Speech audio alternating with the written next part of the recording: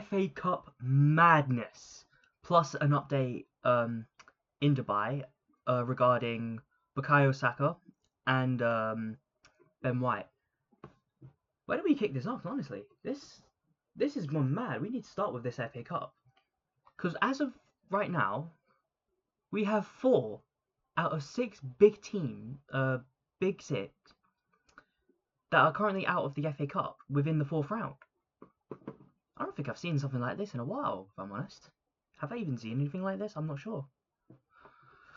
But look, we're now looking at the only 2 big 6 clubs are Man United and Manchester City. Think about that for a second. We've got Man United, who are performing absolutely horribly right now in the Premier League. Currently, Man United sit in 13th, and Man City, they're 5th. But by Man City standards, they have played very poor overall in all competitions. They've just barely scrapped in the extra 2 games in the Champions League. In the Carabao Cup, they're not in that. And now they're in the FA Cup, and they're one of the 2 only big 6 teams to be in it. But you have to look at the teams that have gone out of it. You've got to look at Arsenal. Obviously, we've been out of it since the 3rd round after playing Man United. You've got to look at Chelsea, who got beat today by Brentford 2-1. Brighton, sorry. Yeah, got beat by Brighton 2-1. You got to look at Tottenham being beaten by Aston Villa 2-1. But the biggest shocker of all is Plymouth versus Liverpool. Plymouth beating Liverpool beating them 1-0. And I believe it was a penalty decision. I didn't watch the game myself, but I believe it was a handball that led to a penalty. And look, this goes to show to me that you can never underestimate the FA Cup. Never. You can talk about, oh, well, we're only playing Plymouth, we'll put out a C team. And yes, Liverpool did put out mostly a C team. There's still talent in the team they put out. But you've got to say, this is why you never underestimate the FA Cup. Anything can happen in it.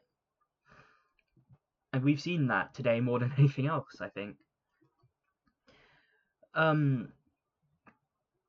But it begs the question now, who do we think is going to win the FA Cup? And if I'm being honest, I have a funny feeling it will be Aston Villa. I think Aston Villa, they've got the talent for it. I mean, we can see how long they go on for. But the way I see it, the teams that might win it, Man United, Man City, Newcastle, or Aston Villa. And with what I'm thinking right now, I have a funny feeling Aston Villa's going to win it. They're going to go the whole way through.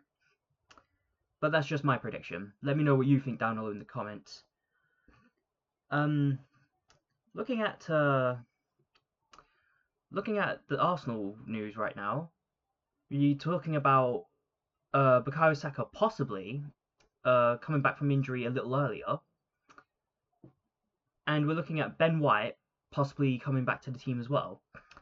I understand that Arteta doesn't want to take any risks with any of them unless absolutely necessary, and I agree with that, definitely. But looking at the games that they could miss, let me bring those games up now. Whoops.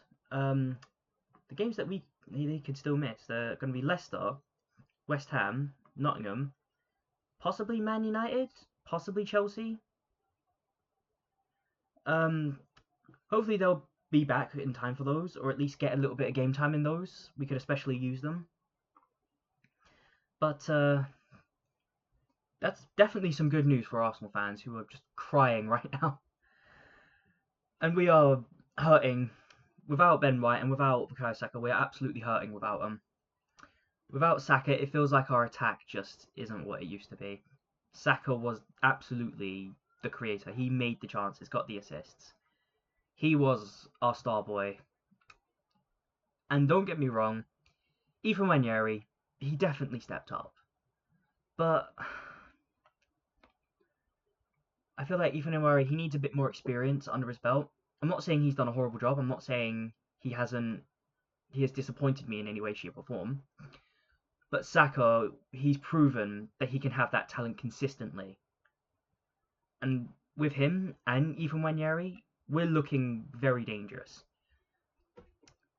But of course, this is the Arsenal Den, and of course we're going to have to go on a rant about our attack now, because you still look at it and you're still saying what we're crying out for is a striker and a left winger. It feels like I'm saying this every episode now. Look, with Kai Havertz, I say this with him. He's a good player, but he shouldn't be in the starting 11 for a team like Arsenal. For how our trajectory is going right now, he shouldn't be in the starting 11. He should definitely be a squad player. But one thing that concerns me about putting Kai Havertz in a squad player is his wages. He's on what, 270k a week. Those are the kind of wages that you pay your starting 11.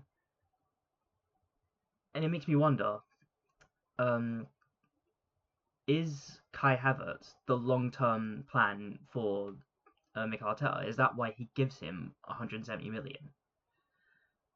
It is a concern that I have, but some things that give me a little hope is that he openly said, "Did I ever say no to a striker?" when being questioned about it. It looked like we had a lot of activity in the January transfer market, and just nothing ended up going through. And another thing you have to ask is, like, if we do get a striker, who are we looking at? I understand there's a lot of links with us and Benjamin Sesko. And Benjamin Sesko, I'm curious now. He's definitely a prospect player. Definitely a player that looks like he has a lot of potential. And you look at how he plays in RB Leipzig, which isn't a great team, I don't think. Like, no offense to RB Leipzig, but I'm wondering, if you put someone like Benjamin Sesko in an Arsenal squad, you look at the chances that we create, and we create a lot of them, just don't put it away. Would Benjamin Sesko put them away? It's definitely a bit of a debate on that one, I think. I hope he does, though, because it looks like he's going to be the one we get. Obviously, we've got other links to things like Victor Rosserman, Gyökeres, a few other different players, Ollie Watkins as well, but I doubt that'll happen. But I'm curious to see who we get in, but I'm also curious to see what we're doing on the left wing as well, because we need someone on the left wing. And now that it looks like Trossard's leaving, it's definitely something that we're going to need to fix.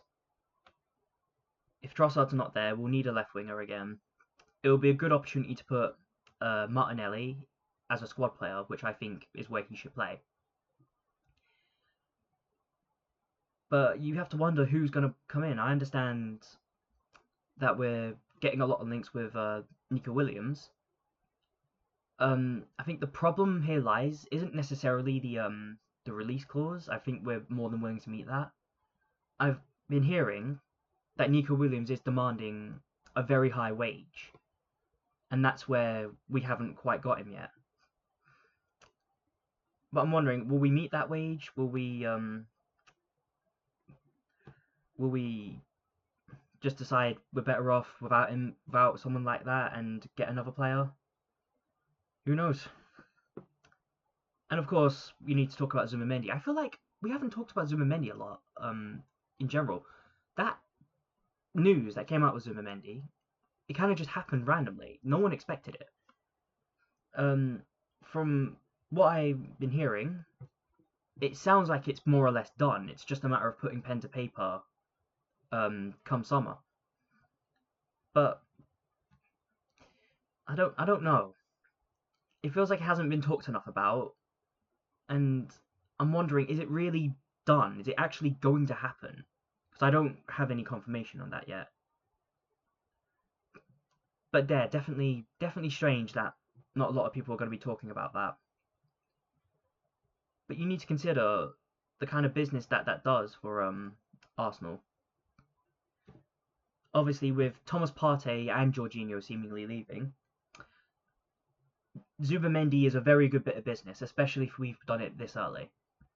But again, as a long-term solution, he's great. But we need a solution for our attack as well. And I think come summer, we should have no more excuses. I don't think we should have any excuses this summer, if I'm honest. But it looks like the season's more or less going to end with Arsenal not winning any trophies. I really hate saying it. I do, but it's just looking like that's how it's going to be. We're out of our cup competitions.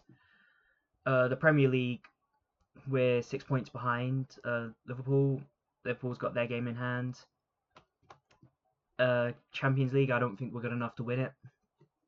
So it's looking like another trophyless season. But come summer, the real difference has been shown that Liverpool, they can attack. And you can see the same thing with Newcastle in that Newcastle game. Well, both fixtures actually. In both fixtures, Newcastle proved to us that the difference between winners and competitors is their attack. At least this time round with Arsenal. We don't have a strong attack. In the City game, we played very clinically. We took advantage of the mistakes they made. But not every team's going to make those kind of mistakes. But I wonder, who are we going to get? Who would you want us to get is a better question, actually. Let me know in the comments. Like, share, and follow, and subscribe, sorry. It's really helps out the channel. And I will be seeing you in the match preview against Leicester. Thank you, and goodbye.